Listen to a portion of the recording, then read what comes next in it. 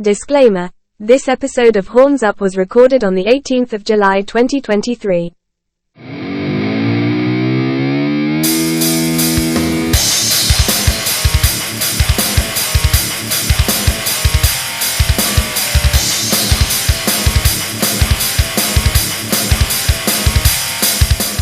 Hey, welcome to Horns Up. I'm Animesh. And I'm Peter. And today we're talking to the founder of British doom metal band Godthrymm, Hamish Glencross. Welcome back to the podcast, Hamish. Thank you so much for having me back. Thank you. I'm very pleased to be here and having my first Zoom interview for a bit of a while. So I'm very pleased it's with you guys. Thank you so much. And we are speaking a month before the release of Godthrymm's second album, Distortions. It's weird that we're your first because, I mean, what's your state of mind right now regarding the release? Because you're doing press. Is it like a weird show and tell where you really can't show people the whole thing, but you have to talk about it as if you know or as if the people have heard the whole thing? Yeah, it is kind of weird. And I have done like a couple of things, like phone interviews, like kind of at the time of doing the album as well, and when it was still kind of very much freshly finished as well at that point. But now it seems to be quite a bit of a pause whilst then we're waiting for the actual physical release of the album, because now lead times are a lot longer these days. The album's been finished for quite some time. And but then there was a period where there was always some narrative going on, like kind of artwork being done, layout being done, and these things that you had to kind of keep checking on. So even though the album recording had finished quite some time since, there was a few things that made it still very much feel like it was in progress. But for just a little bit of time now, everything's been done. And then we were like kind of just waiting for someone to hear something. And then we had the first digital single, Echoes, come out.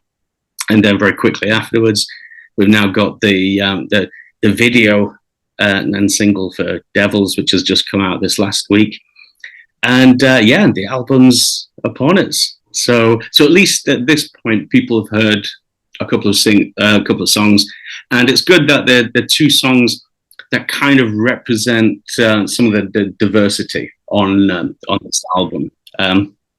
So there is a lot more melodic content this time around. There's grander structures, but then there's also the very riffy, head down, stripped back kind of approach, like get on Devils as well. So at least people have heard these two contrasting kind of styles right now, so giving a bit of an idea of what's to come. But there is still a lot of depth in the album. I'm looking forward to people hearing. I'm just going to throw the word epic already. not saying anything more, but long-time listeners of the podcast would know that this is actually, Hamish, your second appearance on the podcast. I mean, almost 3 years back on episode 55, where we talked about the first Godthrymm album. Now, an interesting fact is that Distortions, the album we're talking about, is actually part 2 of the Visions trilogy.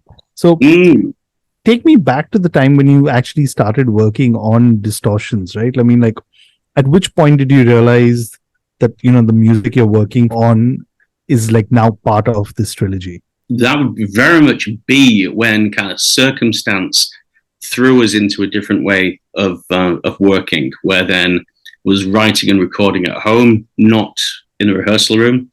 And in doing so, it gave the opportunity to write and rewrite and layer up a lot more orchestrations in regards to multiple guitar harmonies. And because, I had absolutely no restrictions whatsoever. So I could end up having a song that, can have 4 independent guitar harmonies going on, and also keyboards, throw that into there as well.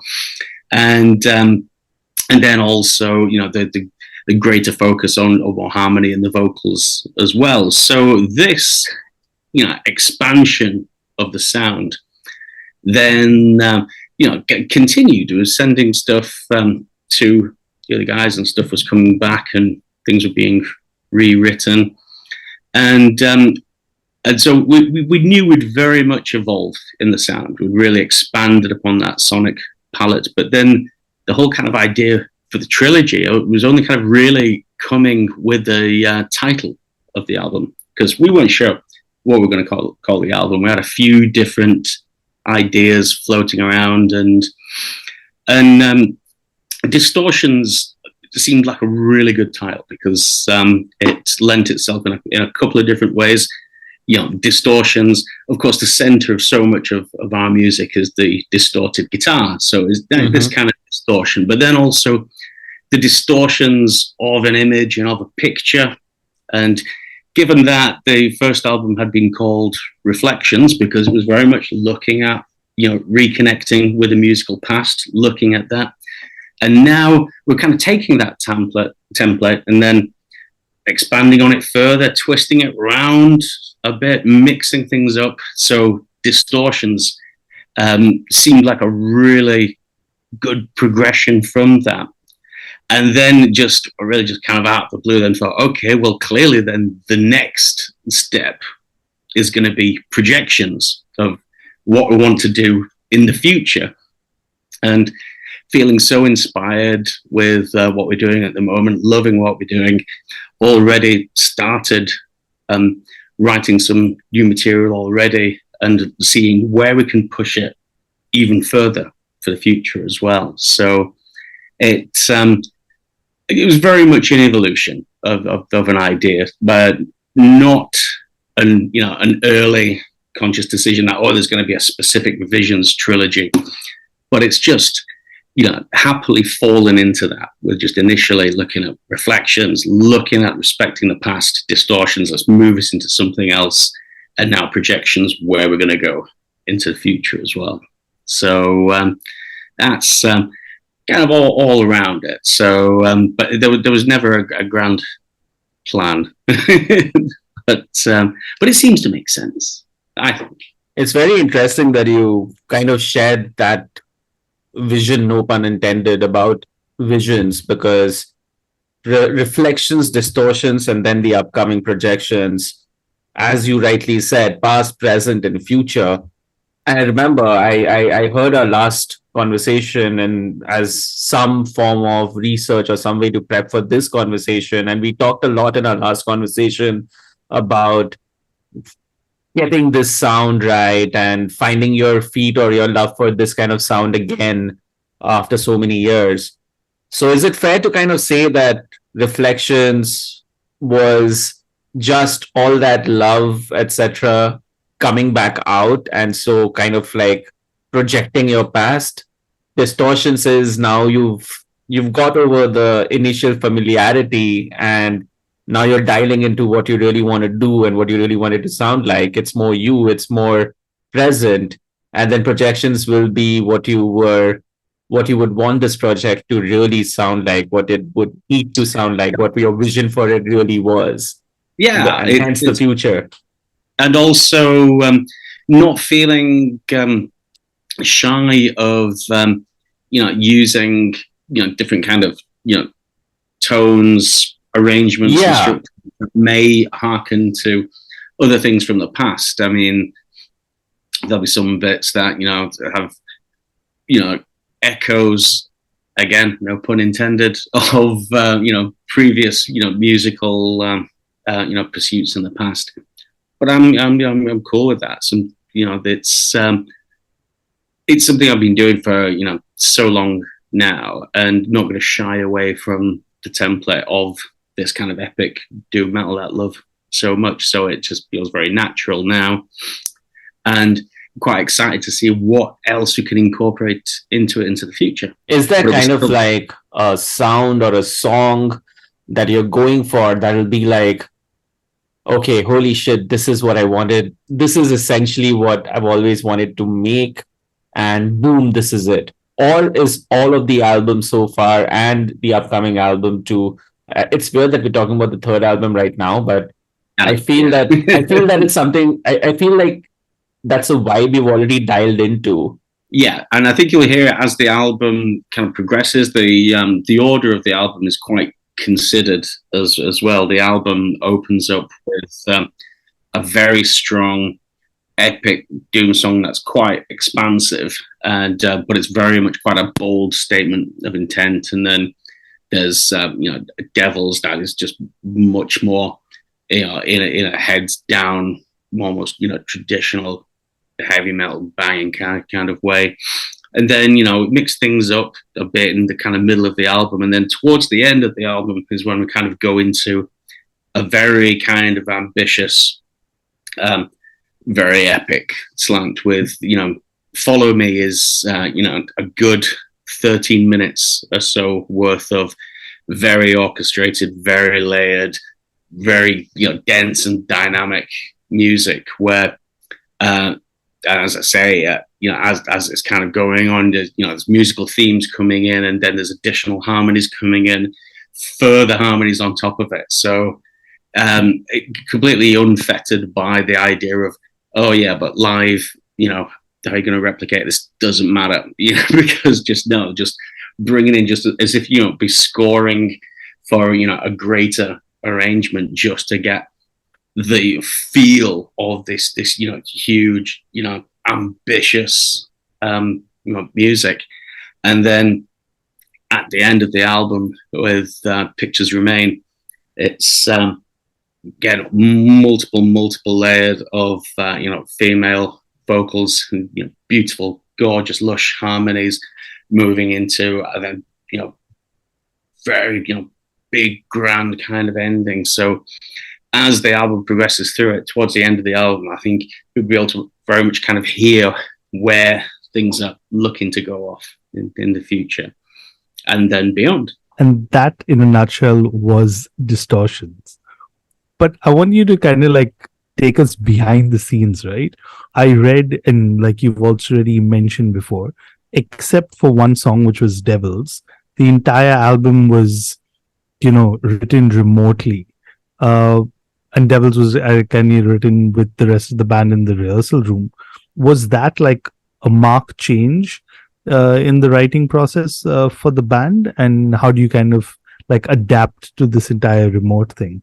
It was interesting that Devils really wasn't considered part of the album when we were going into the studio to do it. We weren't planning on recording that song.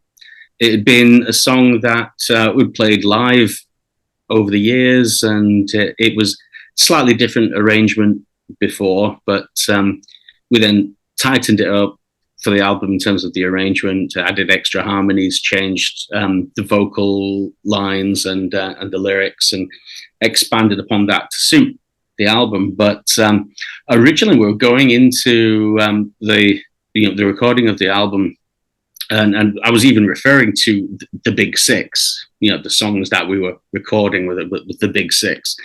We were doing those, and then on top of that, we knew we also wanted to record a song for Decibel, and it would be great if we could squeeze in another song for potential bonus of some description.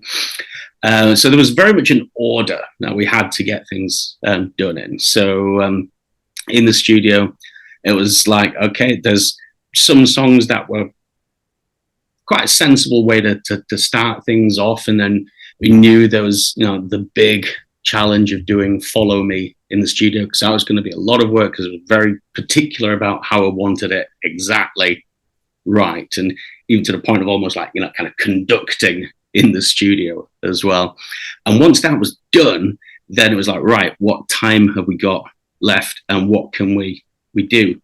And Devils was something we were able to just record very, very quickly, because very, very familiar with it, and it just sounded great. It really added an extra dynamic that that really helped the album. Lifted things a bit, allowed some of the more epic stuff to be what it is, and have something quite direct, and also it meant a song like Unseen Unheard, that is also a very riffy, heavy song as well, had a bit of an accompaniment as well.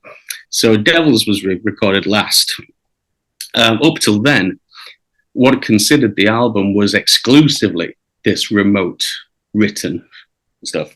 And again, that had just come from the fact that we'd had no choice, really. We had this extended period of time of working in this way, still very much wanted to feel creative and like a band. So whilst the guys were involved, Bob already got a good home studio set up already. Sean actually, very much built one in out the back of his house as well. Electronic drum kit, laptop, outboard stuff, so he could properly be drumming on things. And we know that next time around we want to do a combination of this. Really, we want some stuff that is going to be collaboration in the studio, get some of the energy of bouncing off each other with ideas, but also will have this way of working as well.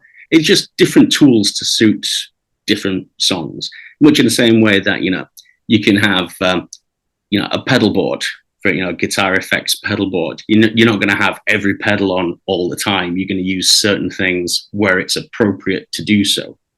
And I like the idea of taking that approach for different songs. So if a song is going to have a certain feel and vibe, then it could very much suit the sound and the organic feel of a band altogether.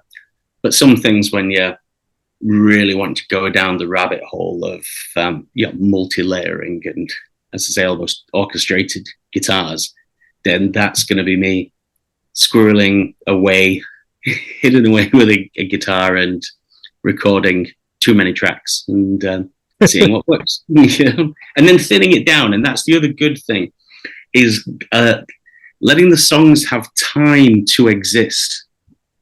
And far too many times, like in the past, and this is with every band I've ever recorded with, there's been stuff that's been written just before the studio or in the studio, and there's not been chance for the song to just settle for a bit. And that's happened with Devils now, really, because if we'd have recorded it for Reflections and the song existed at the time of Reflections, it would be quite different to as it is now.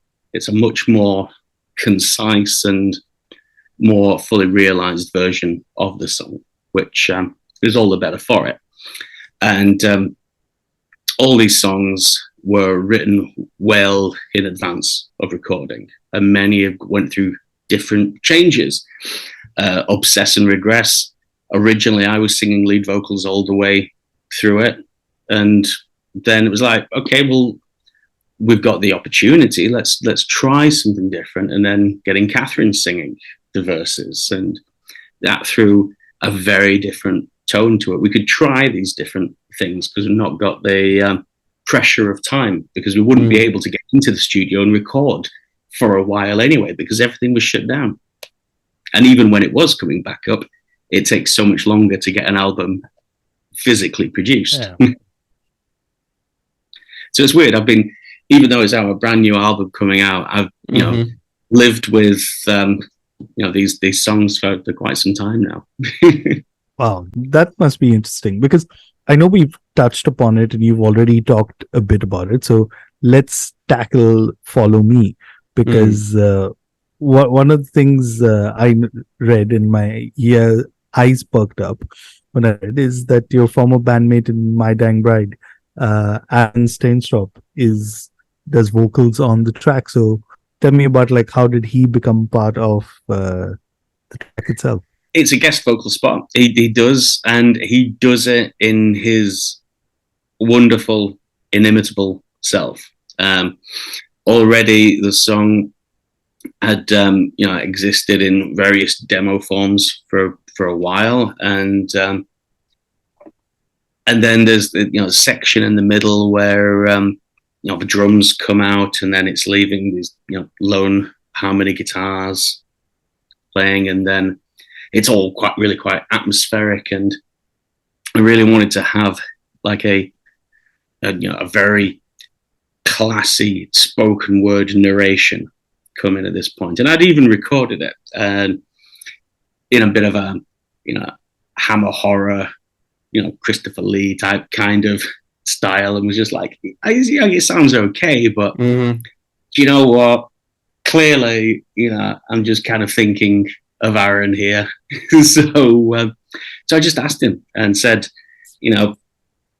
I told him straight, I said, I've got this song, it's a total epic, and I've got an idea for a vocal. I really think it's begging for you to do it. And so he said, yeah, great, come around. And he listened to it, and he initially said, why do you need me? It sounds great as it is. And I was like, oh no, man, come on, just have a go. And as soon as he was recording with that voice, it was just like, oh yeah, it's perfect. It's just absolutely perfect. And he's such a gentleman and such a class act. And said, they waive any fee and just want a donation to the Candlelighters charity, which is a support charity for families of children with cancer. So it was like, okay, amazing. So yeah, what a wonderful cause. So of course, let's do that. So it was just amazing, and so very, very special as well, because we've been friends for over a couple of decades now, and we've done a lot together. So great friends, very special. So it was just perfect. He just was round to our house just at the weekend to pick up his copy of the double gatefold vinyl, so he could see the full artwork and the whole packaging as it is. And I was lovely to see him, as it always is.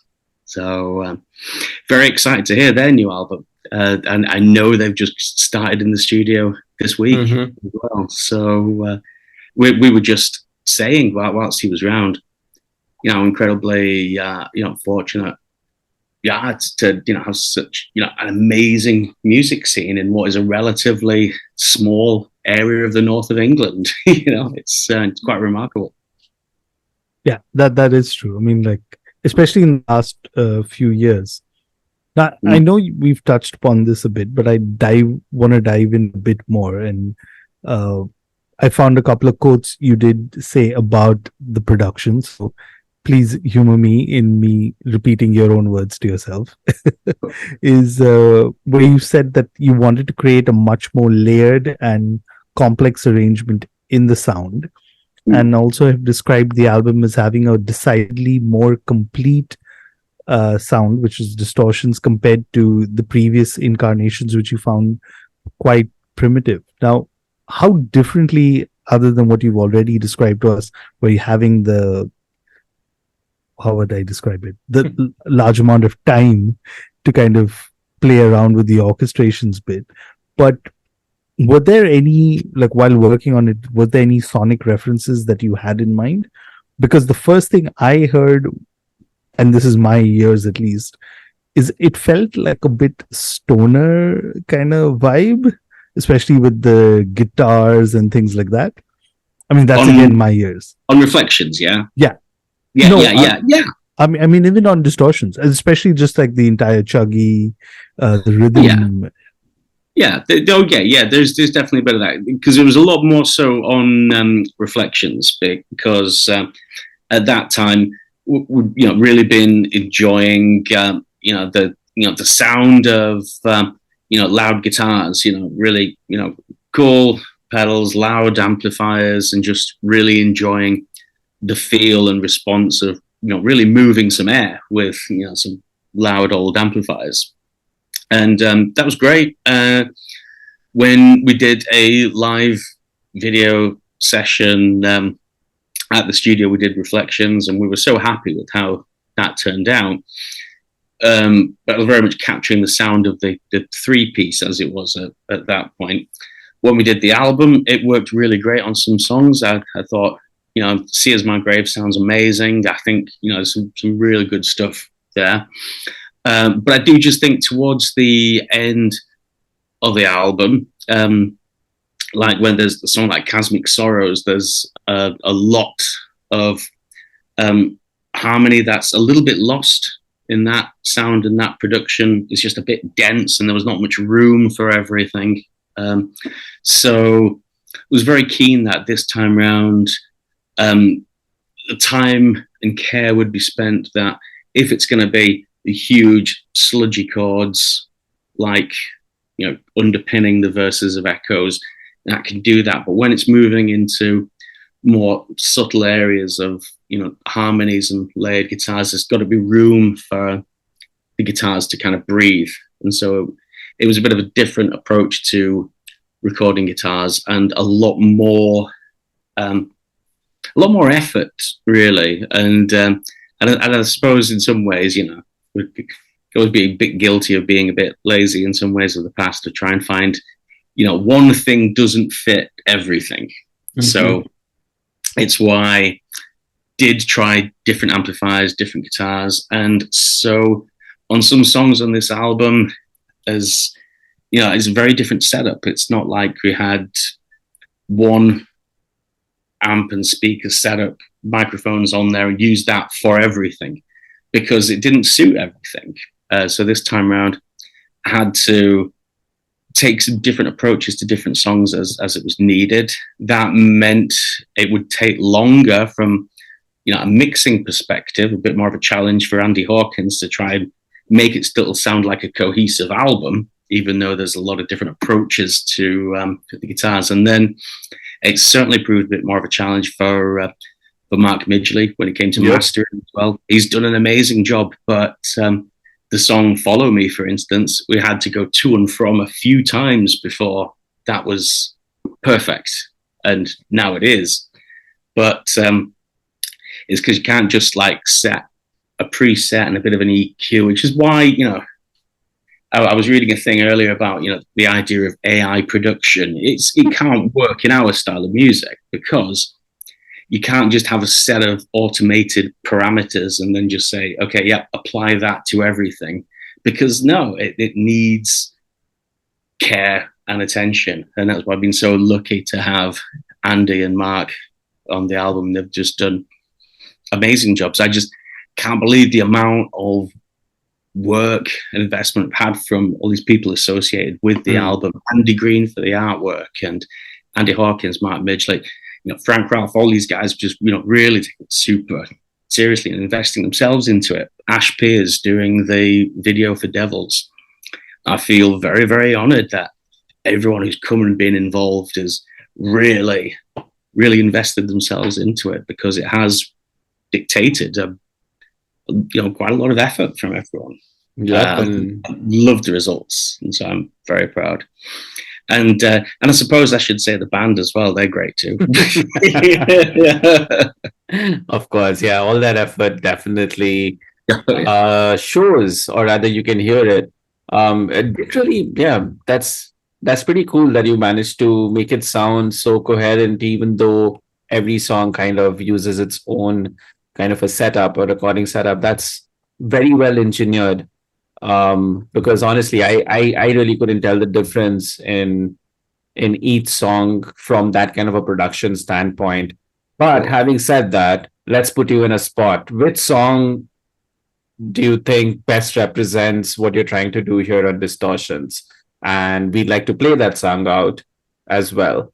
I think I'm gonna go with the opening song. I think As Titans, it opens the album for a reason.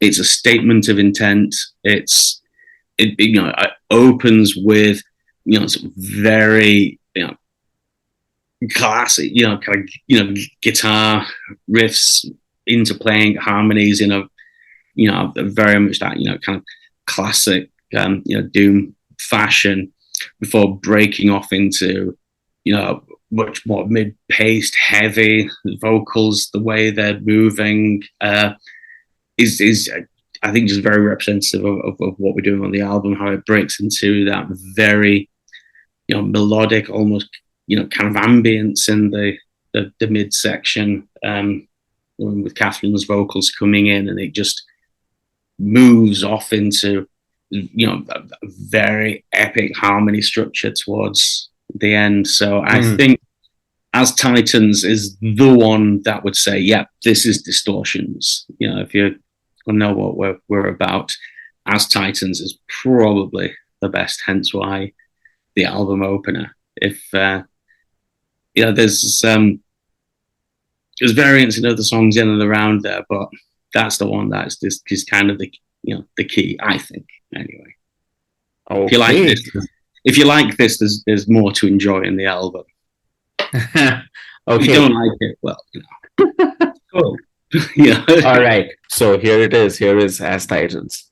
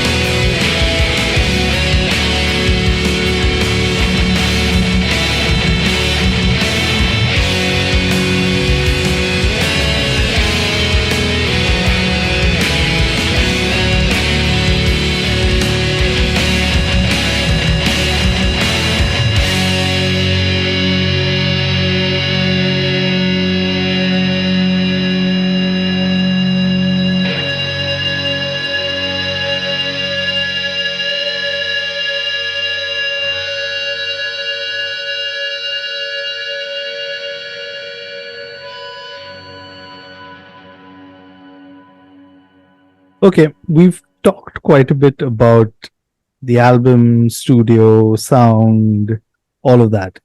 But let's talk about live. And I noticed you've got an album release show happening in September. Do you have any more shows planned that you can kind of talk about at the moment? Yeah. So we've got the album launch show, and we're very pleased with the special guests that we've got there.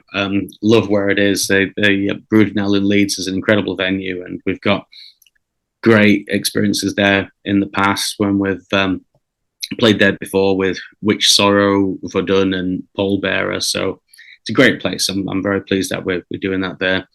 We've also got just UK shows planned coming up. And towards the end of the year, there's a couple of Northern England dates as well, and they're going to be announced in kind of due course soon. And hoping after the kind of showcase shows, we've got London in a couple of weeks and the album launch show, that then we'll start looking at what live shows we can do, because it sounded great live. We did a really great show at the Parish in Huddersfield recently, and it was nice being able to kind of show the band as it is right now with bringing Al in, who is our live guitarist.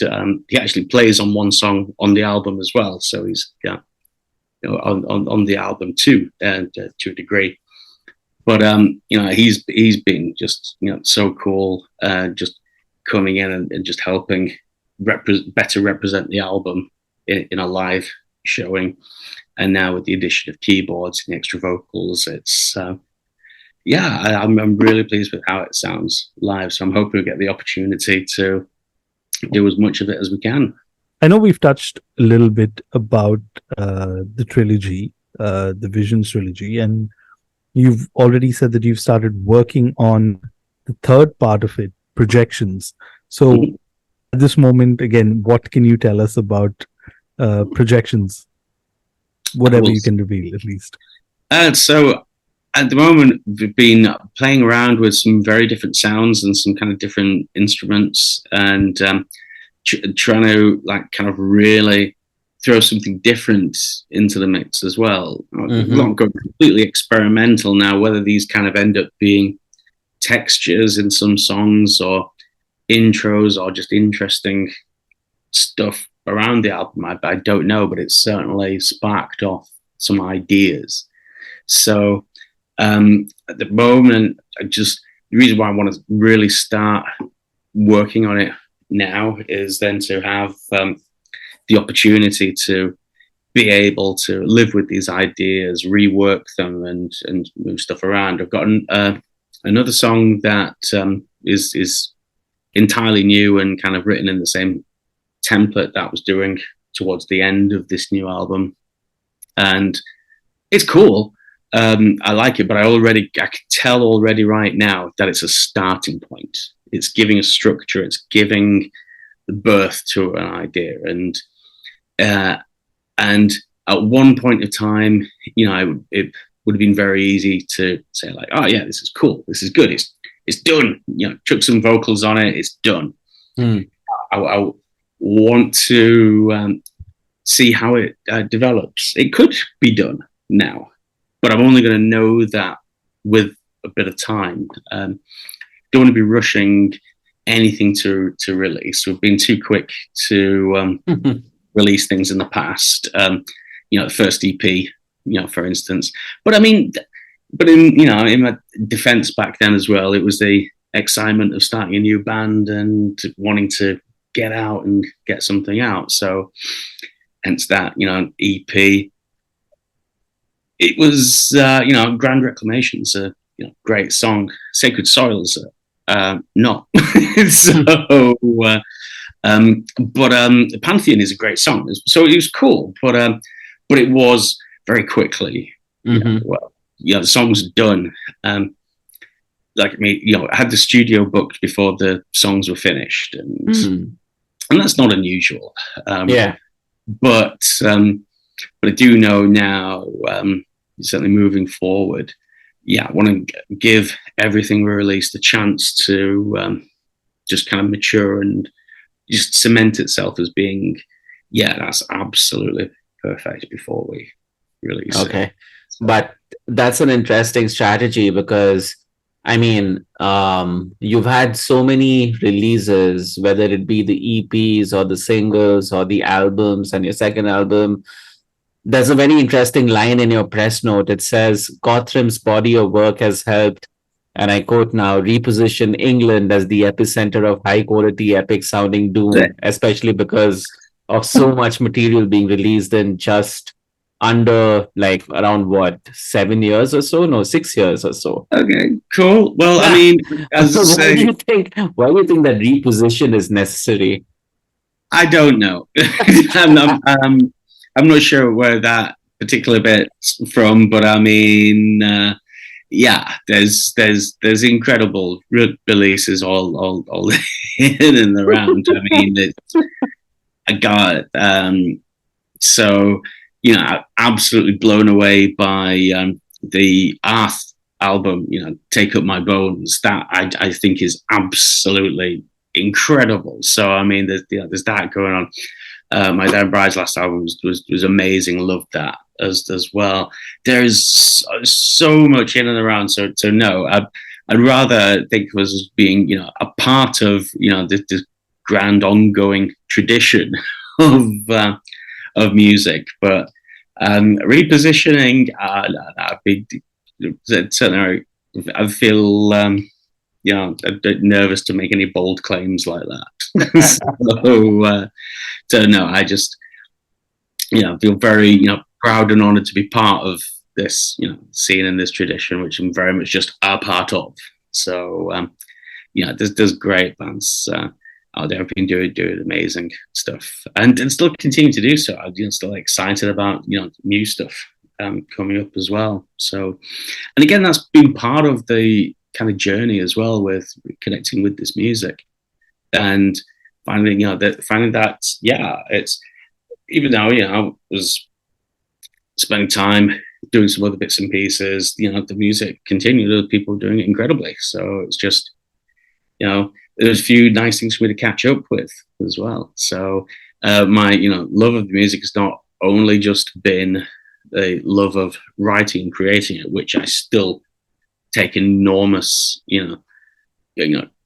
kind of satisfaction from, but it's also the reconnection of the love of enjoying it as well, and that's as much enjoyment from me playing, writing and recording as it is as well going and enjoying a band like Oakenthrone live as well and just loving that. So repositioning. At least there's so much new music to talk about. Yeah, that's amazing. And I do think as well, since certainly feeling like Reflections I think is I'm very proud of that. The kind of things I change on it are very, very minimal. They're just maybe production things, slightly different approach on a couple of aspects of that, but I mean the content is great, and I do like the production for the most part. Really do. It is cool, and then everything kind of from that with Vastness Silent and and Chasms especially as well, and then the album and that singles is this is all very much a cohesive kind of trajectory, really. It's not quite so up and down, unlike say the first EP that was quite up and down song to song even. So everything kind of since then I think is a bit more related. I'm going to enjoy at least the responses to this question. We're kind of halfway through the year. Animesh and I did our picks of 2023 so far. Since you said you enjoy listening as well as kind of writing music, what have been your favorite releases of this year? And feel free to throw in some non-metal ones also.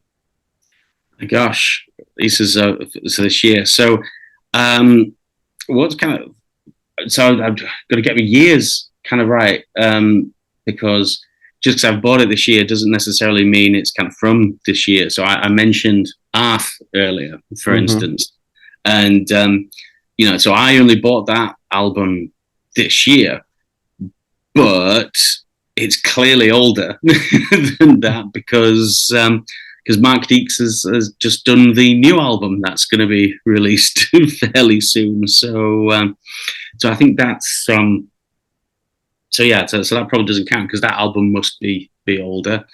I loved the Grace Road album from Dunk Patterson as well, but again, I don't think that's this year. That's probably the year before. It just took me too long before getting it. So very much looking forward to the releases coming out from Oaken Throne and Sound of Origin as well. But they're not out yet, so they don't count either. So I'm probably not doing so well so far. I loved Heavy Pendulum by Cave In, but that's probably last year as well. That's the last year's release. All right, give me a clue. Have you been Obituary. Come on, Obituary, of course. I mean, every time Obituary, I know what you're doing, Animesh. Okay, so we have to do this because we're divided on this. Sleep Token, what do you think of them? I don't know anything about them. Really, cool. I need to check them out because I just keep hearing the name, and I heard the name enough now, and I've heard the controversy about where they maybe sit. Kind of, I don't know in terms of genre or anything. I just don't know enough about them. Okay. When you said controversy, you had my ears pierced, but not the kind of controversy I was thinking of. All right. I just don't know really anything about them. I've just seen the name around a lot. Are they a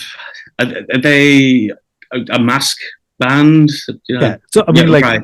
So they're like, how do I say, for lack of better comparison, like the new Ghost. Right. Okay. Yeah. Just not heard them, so I don't. Good. I think you know where Animesh stands on this. Yeah. Oh well. But okay, wait. I'm trying to think. What's one of the albums you think Hamish would have really enjoyed from our list? From this year, from our list, maybe the Dirge. I mean, yeah, of course, the Dirge one for sure. So they're an Indian band, which I'd highly recommend you check out. It's a band called Dirge. We'll send the album to you. Thank you. It's Indian doom, maybe. Can we call it doom? Yes. Yeah, it's pretty doomy. It's pretty doomy. It's not like traditional doom, but it's modern doom. Definitely do check that out. Horns up, making spreading the music, sharing the love. Everyone, please do go and check out Distortions. Linktree / Godthrymm. That's where you'll find it. And once you've done that, come back and let us know how you found it, what you thought about it, yada yada yada. You know all that jazz. As always, we are on honsapod.com or on Twitter at honsapod. I'm on Twitter at Asmoani. I'm at Trend Crusher. And this was Horns Up. Horns Up, guys.